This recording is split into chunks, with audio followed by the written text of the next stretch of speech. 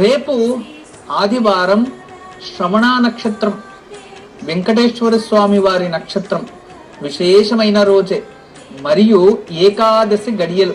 రేపు ఉదయాన్నే గోధుమ పిండితో 2 ప్రమిదలు చేసి ఒక కంచంలో పెట్టి నెయ్యి పోసి దీపం వెలిగించి వాటి ముందు కూర్చొని సూర్యాష్టకాన్ని మరియు ఆదిత్య హృదయ స్తోత్రాన్ని చదువుకొని సూర్యునికి ఆరతి తీసి ఆ ఒక గోధుమ ప్రమిదలు ఏదైతే చేసామో వాటిని తీసుకెళ్లి ఇంటి బయట తులసి చెట్టు దగ్గర కానీ గుమ్మం బయట కానీ పెట్టాలి. అలా చేయడం వలన గౌరవము, పేరు, ప్రతిష్ట, ప్రమోషన్ పెండింగ్ లో ఉండే వాళ్ళకి ప్రమోషన్, ట్రాన్స్ఫర్ పెండింగ్ లో ఉండే వాళ్ళకి ట్రాన్స్ఫర్ జరుగుతుంది.